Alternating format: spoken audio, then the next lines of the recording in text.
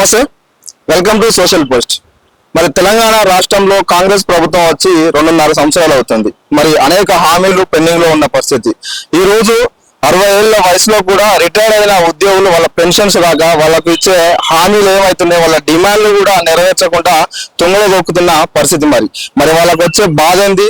ఈ వయసులో వాళ్ళు రెస్ట్ తీసుకోవాల్సిన వయసులో కూడా ఇన్ని సంవత్సరాలు పనిచేసి అంతో ఇంతో రెస్ట్ తీసుకున్నాం, పెన్షన్ వస్తుంది, లేకుంటే ఇంకా ఇతర ప్రభుత్వ స్కీములు ఏమైతున్నాయో, ప్రభుత్వం ఏమైతే హామీలు ఇచ్చినాయో వాటితో ప్రశాంతంగా మిగతా జీవితం గడుపుదామన్న ఆలోచన వాళ్ళకు ఉంటే, అలాంటి ఆలోచనలతోనే ఇప్పుడు వాళ్ళు ఉండడం కాకుండా రోడ్డు మీదకి వచ్చి వాళ్ళ ఆరోగ్య పరిస్థితి మంచిగా లేకుండా ఈరోజు కొట్లాడుతున్న పరిస్థితి.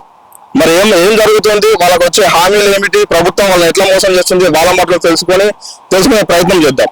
నమస్తే సార్, చెప్పండి సార్, అసలు ఎన్నికల ముందు మాకు ఇచ్చిన హామీలన్నీ కూడా నెరవేరుస్తలేరు.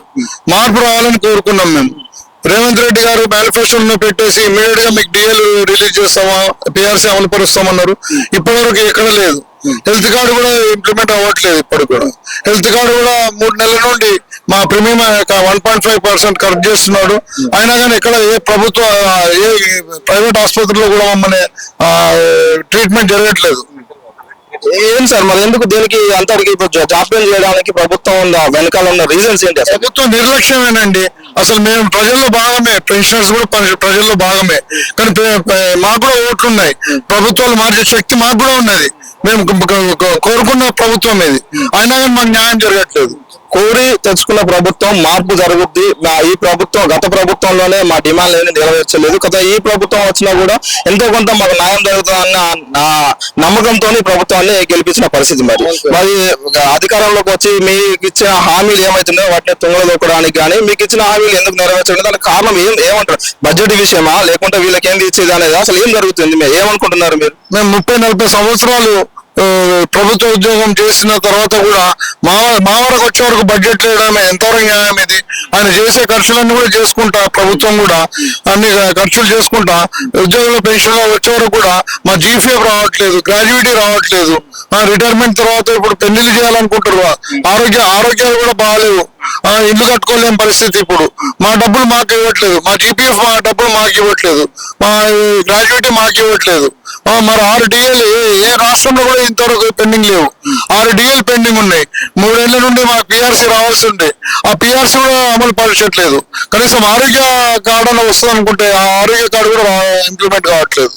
మరి ఏంటి మీరు గవర్నమెంట్ అడిగే ప్రయత్నం చేశారా? గవర్నమెంట్ అధికారులు, శాఖ అధికారులు ఏవైతున్నారో వాళ్ళు అడిగే ప్రయత్నం చేశారు, వాళ్ళు ఏమంటున్నారు? అసలు అడిగే ప్రయత్నం చేస్తూనే ఉన్నాం, రిప్రజెంటేషన్ ఇస్తున్నాం, మీటింగ్లు పెడుతూనే ఉన్నాం. ఏది కూడా అమలు చేయట్లేదు. ప్రభుత్వానికి నిమ్మకు నీరెత్తినట్టున్నారు. కాబట్టి 7న ఇందిరా పార్క్ దగ్గర మేము ధర్నా చేయాలనుకుంటున్నాము. పెద్ద ఎత్తున ధర్నా చేయడం, అందరూ కలిసి విజయవంతం చేయాలని కోరుచున్నాను. ఓకే సార్, చెప్పండి సార్, అసలు ఏంటి, ఏం జరుగుతుంది? మరి మీ ధర్నా సక్సెస్ అయ్యే అవకాశం ఉందా? అసలు ఏంటి ధర్నా అనేది సక్సెస్ అవుద్ది, కానీ ప్రభుత్వం ఇప్పటికైనా కళ్ళు చూసుకొని ఈ ఏదైతే ఎంప్లాయీస్ హెల్త్ స్కీమ్ ఉందో ఇమ్మీడియట్ గా దాన్ని అమలు పరిచే ఇది మా కోరిక.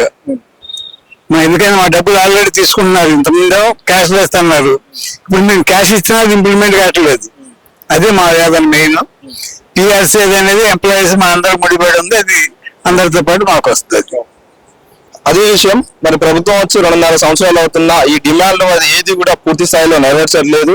మరి ఈ వయసులో మేము రెస్ట్ తీసుకునే వయసులో మొన్న ఇంత రోడ్డుకి ఎక్కి మమ్మల్ని ఇబ్బంది పెడుతున్నారు అని వాళ్ళ బాధ వ్యక్తం చేస్తున్నారు. చూద్దాం, మరి వాళ్ళ ధర్నా కూడా ఒకటి ఇందిరా పార్క్ దగ్గర కండక్ట్ చేస్తున్నారు. వాళ్ళకి న్యాయం జరగాలని ఆశిద్దాం.